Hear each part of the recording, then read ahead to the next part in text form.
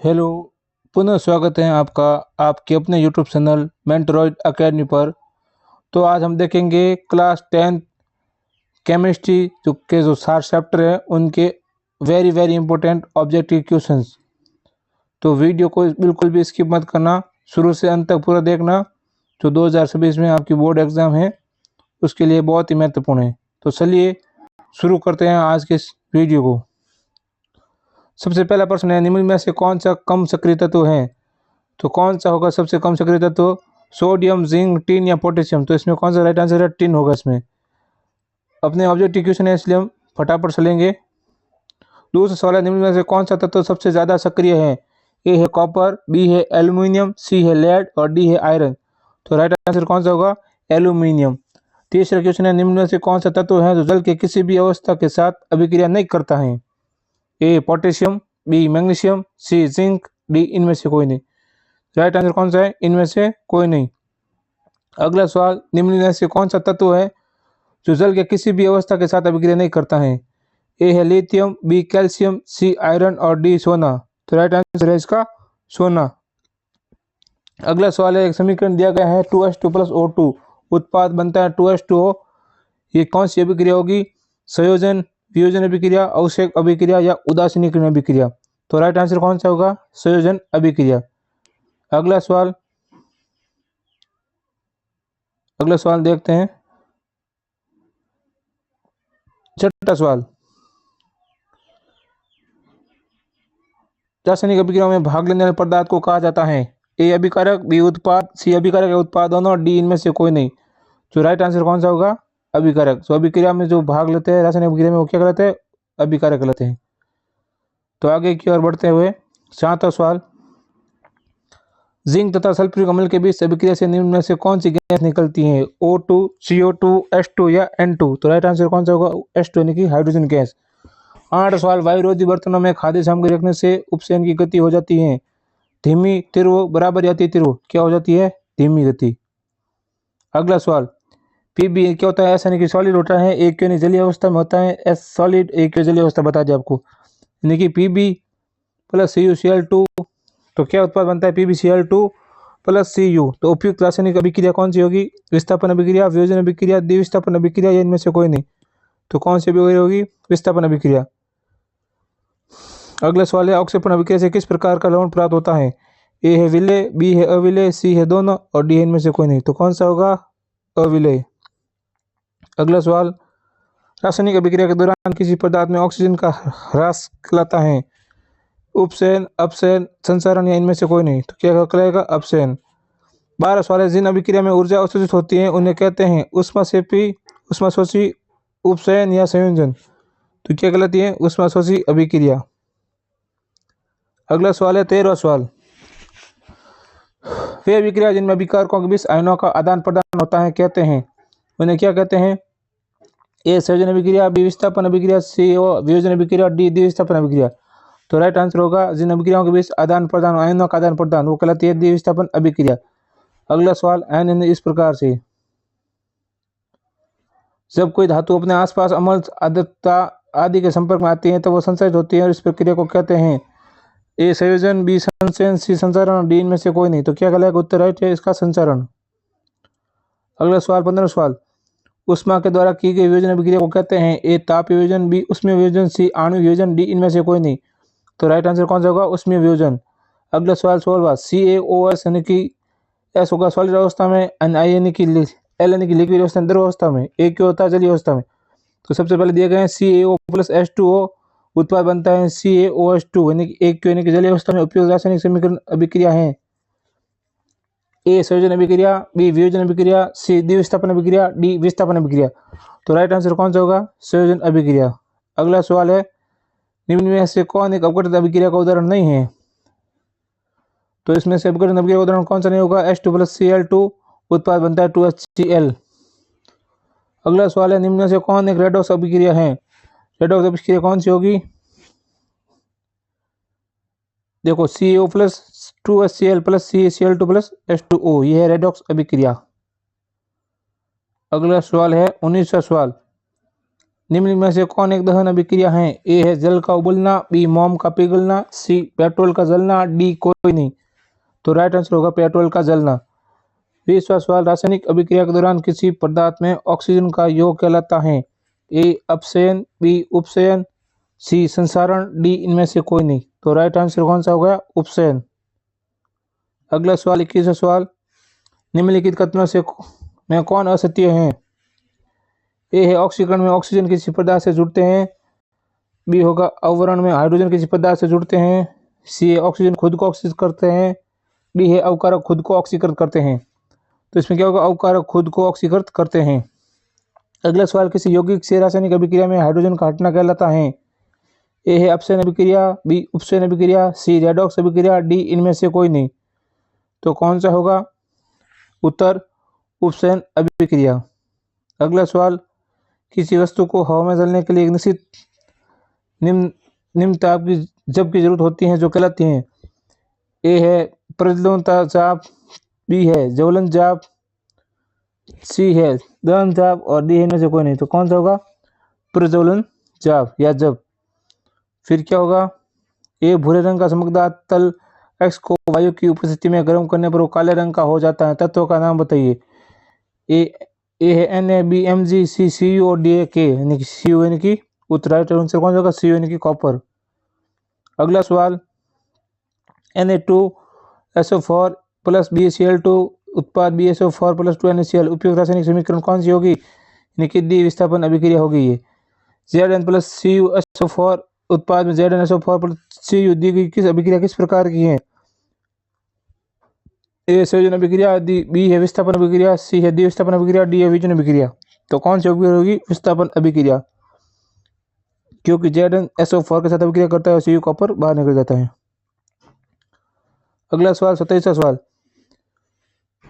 Carbon plus O2 उत्पाद बनता है CO2 उपयुक्त रासायनिक अभिक्रिया किस प्रकार की है? ए है विस्थापन, बी है वियोजन, सी है संयोजन और डी इनमें से कोई नहीं। राइट आंसर कौन सा होगा? संयोजन अभिक्रिया। फिर लो सोन पर तनु हाइड्रोक्लोरिक अम्ल की अभिक्रिया से क्या होता है? ए है हाइड्रोजन गैस एवं आयरन क्लोराइड बनता है, बी है क्लोरीन गैस एवं आयरन हाइड्रोक्साइड बनता है, सी है कोई अभिक्रिया नहीं होती है, डी है आयरन लवण एवं जल बनता है। तो राइट आंसर कौन सा होगा? हाइड्रोजन गैस एवं आयरन क्लोराइड बनता है। अगला सवाल 29वां, निम्नलिखित अभिक्रिया में कौन विस्थापन अभिक्रिया है? इनमें से विस्थापन अभिक्रिया कौन सी होगी? Fe प्लस CuSO4, Fe किसके साथ? SO4 के साथ अभिक्रिया करेगा और Cu यानी कि Cu आएगा यहाँ पे 4 की जगह, कॉपर बार निकल जाएगा। निम्न में से कौन सी द्विविस्थापन अभिक्रिया है? 30वां सवाल, कौन सी होगी कौन सी द्विविस्थापन अभिक्रिया है? यहाँ पे आपकी मिस्टेक लगता है, कुछ प्रिंटिंग मिस्टेक हुई, यहाँ पे दी गई नहीं है, सीधा उत्तर लिखा गया AgNO3 plus NaCl AgCl NaNO3। ये पर्सन छोड़ लेना, आप इसको स्किप कर लेना, यहाँ पे कुछ गड़बड़ हुई है, प्रिंटिंग मिस्टेक हो जाती है। नीचे दी गई अभिक्रिया के संबंध में कौन सा कथन सत्य है? ZnO प्लस C यानी कि Zn प्लस CO कार्बन उपस्थित हो रहा है, ZnO उपस्थित हो रहा है, कार्बन अपचयित हो रहा है, कार्बन मोनोऑक्साइड अपचयित हो रहा है। तो कार्बन उपचयित हो रहा है। 32वां सवाल, निम्नलिखित अभिक्रिया में अपघटन की अभिक्रिया कौन है? अपघटन की अभिक्रिया कौन सी होगी निम्न से? 2KlO3 उत्पाद में 2KCCl प्लस 3O2। अगला सवाल, कोई तत्व ऑक्सीजन के साथ अभिक्रिया कर उस गलनांक वाला यौगिक निर्मित करती है, यौगिक जल में विलीय है, यह तत्व हो सकता है। कौन सा होगा उत्तर? सी है कैल्शियम। जस्ता क्या तनु हाइड्रोक्लोरिक अम्ल की अभिक्रिया के फलस्वरूप निम्न से कौन सी गैस निकलती है? हाइड्रोजन गैस निकलेगी। अगला सवाल, लोहे से जिंक को लेपित करने की क्रिया को कहते हैं? क्या संचारण, बी गैल्वेनीकरण, सी पानी चढ़ाना, डी विद्युत अपघटन। क्या होगा? गैल्वेनीकरण। निम्न में से कौन सही है? कि ये कोई सूत्र दिया गया है यहाँ पे, उसमें से कौन सा सही होगा? Na2.CO3.10H2O। फिर अगला सवाल, निम्न में से कौन सा उत्पाद लेड नाइट्रेट को गर्म करने पर प्राप्त होता है? कौन सा होगा? O2, NO2, NO2 और N2, NO2 और N2, NO2 और N2, यानी कि C और D में दोनों में सेम ऑप्शन है। फिर अगला सवाल 38वां, कौन सी गैस उत्सर्जित होगी अब धातु जल के साथ अभिक्रिया करेगी? ऑक्सीजन, कार्बन डाइऑक्साइड, हाइड्रोजन और प्रतिस्थापन। कौन सी गैस होगी? Hydrogen gas. 39वां सवाल, Fe2O3 प्लस 2Al अगला होगा उत्पाद में Al2O3 प्लस 2Fe। ऊपर दी गई अभिक्रिया किस प्रकार की है? कौन सी अभिक्रिया होगी? ये विस्थापन अभिक्रिया, विस्थापन अभिक्रिया होगी। अगला सवाल 40वां सवाल, लो सोन पर तनु हाइड्रोक्लोरिक अम्ल डालने से क्या होता है? सही उत्तर पर निशान लगाए। ए हाइड्रोजन गैस से आयरन क्लोराइड बनता है, बी है क्लोरीन गैस से आयरन ऑक्साइड बनता है, सी है कोई अभिक्रिया नहीं होती है, डी है आयरन से जल बनता है। तो राइट आंसर कौन सा होगा? हाइड्रोजन गैस से आयरन क्लोराइड बनता है। फिर 41वां सवाल, श्वसन किस प्रकार की अभिक्रिया है? ए ऊष्माक्षेपी, बी संयोजन, सी उपसयन, डी ऊष्माशोषी। कौन सी होगी ये ऊष्माक्षेपी अभिक्रिया? अगला सवाल 42वां सवाल, CuO प्लस H2 उत्पाद में Cu प्लस H2O किस प्रकार की अभिक्रिया है? उपसयन, अपसयन, उदासीनीकरण, रेडॉक्स। कौन सी होगी? अपसयन अभिक्रिया। अगला सवाल है 43वां, इलेक्ट्रॉन के स्थानांतरण से बने यौगिक कहलाते हैं विद्युत संयोजी। 44वां सवाल है, सिल्वर क्लोराइड का रंग कैसा होता है? श्वेत, पीला, यहाँ पे पीले की जगह नीला भी लिख सकते हो, या काला। कौन सा बनेगा? श्वेत रंग। फिर 45वां सवाल, नीचे दी गई अभिक्रिया में कौन सा कथन सही है? 2Cu plus O2 2CuO, copper का ऑक्सीकरण, कॉपर का अपकरण, कॉपर का नाइट्रेशन, और ए और बी दोनों। कॉपर का क्या होगा? इसमें ऑक्सीकरण होगा। 46वां सवाल, निम्न समीकरण CaCO3 उत्पाद में क्या है? CaS प्लस CO2 किस प्रकार का समीकरण है? वियोजन, संयोजन, उभयगामी या प्रतिस्थापन। कौन सा होगा? वियोजन। 47वां सवाल, साग सब्जियों को विघटित होकर कंपोस्ट बनाना किस प्रकार का उदाहरण है? ऊष्माक्षेपी, ऊष्माशोषी, उभयगामी या प्रतिस्थापन। कौन सा होगा? ऊष्माशोषी। ऊष्मा के द्वारा की गई वियोजन प्रक्रिया को कहते हैं तापीय वियोजन, ऊष्मीय वियोजन, आणविक वियोजन, या इनमें से कोई नहीं। कौन सा होगा? ऊष्मीय वियोजन। अब जब साझेदारी के लिए इलेक्ट्रॉन एक ही परमाणु द्वारा दिए जाए तब बंध बनेगा विद्युत संयोजी, सहसंयोजी, हाइड्रोजन बंध, या उपसहसंयोजी। कौन सा बनेगा? उपसहसंयोजी। 50वां सवाल, रासायनिक अभिक्रिया के दौरान किसी पदार्थ में ऑक्सीजन का ह्रास कहलाता है उपसयन, अपसयन या संचरण। कौन सा होगा? अपसयन। यहाँ तक पहले चैप्टर के क्वेश्चन थे जो कि पूरे हो गए हैं। पढ़ते हैं अगला चैप्टर, सेकंड चैप्टर। निम्नलिखित से कौन शून्य के पानी को दूध या कर देती है? ए Cl2, बी SO2, सी CO2, डी O2। कौन सा होगा इसमें? CO2। अम्ल का pH मान होता है 7 से कम और क्षारक का होता है 7 से अधिक, और उदासीन के लिए 0। अब है फॉर्मिक अम्ल का IUPAC नाम है। ए है मेथोनिक अम्ल, बी है एथेनोइक अम्ल, सी है प्रोपेनोइक अम्ल, और डी इनमें से कोई नहीं। तो क्या होगा इसमें? मेथेनोइक अम्ल। प्रश्न संख्या 4, जिप्सम का रासायनिक सूत्र है NaSO3.H2O, बी में C2SO4 2H2O, या CSO4 1/2 2H2O, या NaCl। तो क्या होगा? CSO4 2H2O। सल्फेट, अर्थ हाइड्रेट या हेमीहाइड्रेट का अन्य नाम है A gypsum, B plaster of Paris, C विरंजक चूर्ण, और डी में कोई नहीं। तो राइट आंसर कौन सा होगा? Plaster of Paris. प्रश्न संख्या 4, सोडा अम्ल अग्निशामक में किसका उपयोग किया जाता है? A sodium carbonate, B calcium carbonate, C है सोडियम हाइड्रोजन कार्बोनेट, और डी है कैल्शियम बाइकार्बोनेट। तो राइट आंसर होगा सोडियम हाइड्रोजन कार्बोनेट। अगला सवाल 7, निम्न से कौन सा लवण कृष्ण जल युक्त नहीं है? ए है नीला तोता, बी खाना सोडा, सी धान सोडा, डी जिप्सम। तो कौन सा होगा? खाने वाला जो सोडा होता है वो। अगर आपको वीडियो अच्छा लगे तो वीडियो को लाइक, कमेंट और ज़्यादा से ज़्यादा शेयर करें, और चैनल को सब्सक्राइब करना न भूलें।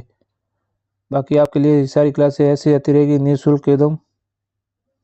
तो बढ़ते हैं अगले प्रश्न की ओर। क्वेश्चन संख्या 8, हाइड्रोजन युक्त सभी यौगिक होते हैं अम्लीय, क्षारीय, दोनों, या कोई नहीं। कौन से होते हैं? अम्लीय। जल में घुलनशील क्षारक के बारे में क्या सत्य है? इन्हें क्षार कहते हैं, स्वाद कड़वा होता है, प्राकृतिक संचारक होती है, इनमें सभी। ये जो सभी हो गए वो क्या होता है? क्षारक के बारे में सत्य बात है। पीएस में पी सूचक है पुष्पांश का, बी पावर का, दोनों, या कोई नहीं। ये क्वेश्चन आपके 10th क्लास के बोर्ड में आया हुआ है। पी सूचक किसका होता है? पूछांश का। और एसिटिक अम्ल का प्राकृतिक स्रोत निम्न में से कौन है? इनमें से एक सवाल जरूर आता है आपके अम्लों में से कि ए संतरा, बी सिरका, सी इमली, डी टमाटर। तो राइट आंसर कौन सा होगा? सिरका। अगला सवाल है सिट्रिक अम्ल का प्राकृतिक स्रोत है ए इमली, बी टमाटर, सी संतरा, नींबू, डी दही। कौन सा होगा? संतरा और नींबू। 13वां सवाल टार्टरिक अम्ल इनमें से किस में पाया जाता है? ए टमाटर, बी इमली, सी दही, डी सिरका। तो कौन सा होगा? इमली में पाया जाता है टार्टरिक अम्ल। अगला है लैक्टिक अम्ल का प्राकृतिक स्रोत है दही, इमली, सिरका, टमाटर। कौन सा होगा? दही। लैक्टिक अम्ल किस में पाया जाता है? दही में। सिट्रिक के डंक और नेटल के डंक में कौन सा अम्ल पाया जाता है? बहुत ही इंपॉर्टेंट क्वेश्चन है। सिट्रिक अम्ल, नाइट्रिक अम्ल, एसिटिक अम्ल या मैथोनिक अम्ल। कौन सा होगा? ये मैथोनिक अम्ल। दांतों का सही कर प्रारंभ होता है मुंह का पीएच 5.5 से अधिक होने पर, मुंह का पीएच 5.5 से कम होने पर, मुंह का पीएच 5.5 से कम होने पर। 2 बार आ गया है या कोई नहीं? तो क्या होगा? मुंह का पीएच 5.5 से कम होने पर। फिर हमारे पेट में कौन सा अम्ल उत्पन्न होता है? ए ऑक्जेलिक अम्ल, बी सिट्रिक अम्ल, सी हाइड्रोक्लोरिक अम्ल, डी टार्टरिक अम्ल। कौन सा होगा? HCl यानी कि हाइड्रोक्लोरिक अम्ल। 18वां सवाल हाइड्रोक्लोरिक अम्ल सोडियम हाइड्रोक्साइड के विलयन की अभिक्रिया से उत्पन्न लवण को क्या कहते हैं? A hydrogen chloride, B sodium chloride, C hydroxide, D कोई नहीं। तो राइट आंसर कौन सा होगा? Sodium chloride. फिर 19वां सवाल धोने का सोडा का सूत्र है Na2CO3.10H2O, बी है Na2COH2O, सी है NaCO310H2O, डी Na2CO410H2O। तो कौन सा राइट आंसर होगा? Na2CO3.10H2O। यह है धावन के सोडे का सूत्र। पीएच में पी सूचक है किसका? पूछांक का। दूसरी बार आ गया ये। एसिटिक अम्ल का प्राकृतिक स्रोत निम्न में से कौन सा होगा? एसिटिक अम्ल सिरके में पाया जाता है। अगला सवाल 22वां सवाल पोटेशियम नाइट्रेट का रासायनिक सूत्र है पोटेशियम यानी कि पोटेशियम का होगा के, नाइट्रेट यानी कि NO3 होगा KNO3। अगला सवाल जल की स्थायी कठोरता को हटाने के लिए किसका उपयोग किया जाता है? धोने के सोडे का उपयोग किया जाता है। अगला सवाल है कोई विलयन लाल इनपुट को नीला कर देता है, इसका पीएच संबोध क्या होगा? लाल को नीला यानी कि अम्ल में क्या होता है? अनीला। अनीला यानी कि नीले को लाल, और सारक में होता है सालीना यानी कि लाल से नीला। तो इसमें क्या कोई विलयन लाल इनपुट को नीला कर दे, इसका पीएच संबोध क्या होगा? 10। एसिटिक अम्ल का तनु विलयन के बारे में कौन सा अवलोकन सत्य है? ये सिरका सी गंध देता है, ये प्याज सी गंध देता है, ये सड़े अंडे सी गंध देता है, ये सड़े मांस सी गंध देता है। कौन सा होगा? ये सिरका सी गंध देता है। एसिटिक अम्ल सिरके में पाया जाता है। एल्कोहल में उबली पत्ती पर आयोडीन विलयन की कुछ बूंदे डालने पर पत्ती का रंग कैसा होता है? कैसा हो जाएगा? नीला काला रंग हो जाएगा। पत्ती का रंग कैसा होगा? नीला काला। अपच का उपचार करने के निम्न में से किस औषधि का उपयोग किया जाता है? एंटासिड का। अगला सवाल है किसी भी उदासीन विलयन का पीएच कितना होता है? 7। उस टाइम मैंने आपको 0 बताया तो शायद गलती से। पीएच का कितना होता है? 7 होता है। अम्ल का होता है 7 तक और 7 से अधिक होता है सारक का। और पीएच इसका उदासीन के लिए कितना होता है? सिर्फ 7। इनमें से कौन लवण है? लवण कौन सा होगा? K2SO4। किसी लाल तप्त आयरन पर जल वाष्प प्राप्त होने पर कौन सा यौगिक प्राप्त होता है? Fe3O4। हमारे शरीर में पीएच कितने परास के बीच कार्य करता है? कितने परास के बीच कार्य करेगा? 7.0 से 7.8 के बीच। बेकिंग पाउडर का अणुसूत्र क्या होगा? बेकिंग पाउडर का अणुसूत्र होता है NaCO3।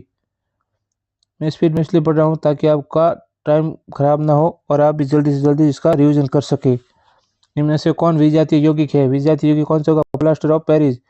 निम्न में से पीएच का कौन सा सारक विलयन का मान देता है? विलयन का मान सारक विलयन का मान कौन देगा? 13। निम्न में से कौन से धातु ठंडे जल में अभिक्रिया कर धातु के हाइड्रोक्साइड बनाएंगे? कौन से बनाएंगे? सोडियम एवं पोटेशियम। अगला सवाल है जब CO2 गैस को पानी में घोला जाता है तो विलयन का पीएच मान कितना होता है? 7 से कम। शुद्ध जल का पीएच मान कितना होता है? 7 होता है। दांतों को साफ करने के लिए दंत मंजन प्राय होता है क्षारीय, अम्लीय, लवण युक्त या कोई नहीं। कौन सा होता है? क्षारीय। निम्न में से सबसे प्रबल लवण कौन सा होगा? सोडियम क्लोराइड, जिसे नमक जो खाने का जो नमक होता है यानी सोडियम क्लोराइड नमक। अगला है एसिटिक अम्ल का एक दुर्बल अम्ल है क्योंकि इसके जलीय अम्लीय हैं, ये ज़्यादा आयनित होते हैं, ये कम आयनित होते हैं, ये CO समूह रखते हैं। ये क्या होता है? कम आयनित होते हैं। पोटास एल्म होते हैं। एक साधारण लवण, एक मिश्रित लवण, एक अम्लीय लवण, एक तीख लवण। कौन सा होगा? एक तीख लवण। निम्न में से कौन एक द्विसारिक अम्ल है? द्विसारिक अम्ल कौन सा होगा? H2SO4। अगला सवाल 13 निम्न में से कौन गंधी सूचक नहीं है? वेनिला, प्याज, शकरकंद या लौंग का तेल। शकरकंद होगा जो गंधी सूचक नहीं होगा। निम्न में से कौन सूचक की तरह इस्तेमाल नहीं किया जा सकता है? मेथिलोज, फिनोप्थेलिन, हल्दी या मूली। कौन सा होगा? मूली। लिटमस विलियन जो बैंगनी रंग का रंजक होता है किस प्रकार का बना होता है? A cover, B listen, C जियोस्पर्म, D है इनमें से कोई नहीं। कौन सा होगा? लिसेन। अगला सवाल है 46 सोडियम क्लोराइड के जलीय विलीन से विद्युत धारा प्रयुक्त करने पर संयोजित होकर सोडियम हाइड्रोक्साइड बनता है। इस प्रक्रिया को कहते हैं क्लोर क्षार अभिक्रिया। अगला सवाल है 47 निम्न अम्लों में से कौन प्रबल अम्ल है? लैक्टिक अम्ल, एस्कॉर्बिक अम्ल, सल्फ्यूरिक अम्ल या फॉर्मिक अम्ल। कौन सा होगा? सल्फ्यूरिक अम्ल। फिर है निम्न में से कौन क्षारक नहीं है? कौन क्षारक नहीं होगा? सोडियम क्लोराइड जो क्षारक नहीं होता है। निम्न क्षारकों में से कौन प्रबल क्षारक है? सोडियम हाइड्रोक्साइड यानी कि NaOH। अगला सवाल है 50 सवाल पाचन के आमाशयिक सामयिक पाचक रसों का pH मान कितना होता है? 7 से कम होता है। निम्न में से कौन सा अम्ल क्षार सूचक दृष्टिबाधित छात्र के लिए उपयुक्त होगा? Vanilla essence. निम्न में से कौन सा यौगिक तनु अम्ल से अभिक्रिया करके कार्बन डाइऑक्साइड गैस नहीं देगा? चूना। अगर वीडियो अच्छा लगे तो वीडियो को लाइक, कमेंट और शेयर जरूर करें और चैनल को सब्सक्राइब करना ना भूलें। और वीडियो को बिना स्किप किए एक बार पूरा ज़रूर देख लेना ताकि आपके बोर्ड एग्जाम में काम आ सके, क्योंकि बहुत कुछ कम दिन बचे इसलिए मैं भी स्पीड में पढ़ा रहा हूँ, जल्दी जल्दी रिवीजन हो रहा है।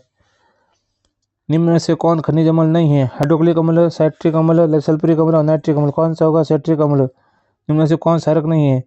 NaOH, KOH, NH4OH या C2H5OH। कौन सा होगा? C2H5OH। निम्न में से कौन हाइड्रोक्लोरिक अम्ल के तनु अम्लीय विलीन उपस्थित? कौन सा होगा? 13।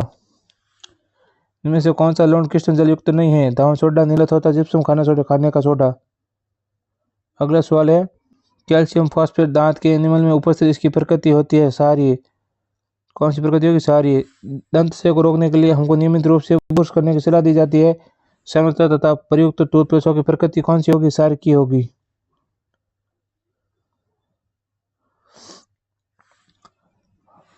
अगला सवाल है अपना, एक मिनट देखते हैं। आज के लिए इतने पढ़ेंगे 2 चैप्टर तक। अगले 2 चैप्टर हम कल के वीडियो में पढ़ेंगे। तब तक के लिए धन्यवाद। वीडियो अच्छी लगी हो तो वीडियो को लाइक, कमेंट और शेयर करें। चैनल को ज़्यादा से ज़्यादा सब्सक्राइब करें। मैं आगे भी आपके लिए ऐसे वीडियो लेते आके रहूँगा। बस वीडियो को बिना स्किप किए एक बार मेरे साथ जुड़ जाइए। आप पूरा निःशुल्क कोर्स कनेक्ट कराने की मेरी जिम्मेदारी है। जिसने आज तक कुछ नहीं पढ़ा है वो ये वीडियो देखकर अपना एग्ज़ाम पास कर सकते हैं। इसके बाद में वन लाइनर क्वेश्चन, लघुरात्मक, लघुरात्मक, डायग्राम तो मैंने आपको करवा दी है। जल्दी से जाके उस वीडियो को देखो और ज़्यादा से ज़्यादा शेयर करो। धन्यवाद। आज के लिए इतने ही, मिलते हैं अगले नेक्स्ट वीडियो में। तब तक के लिए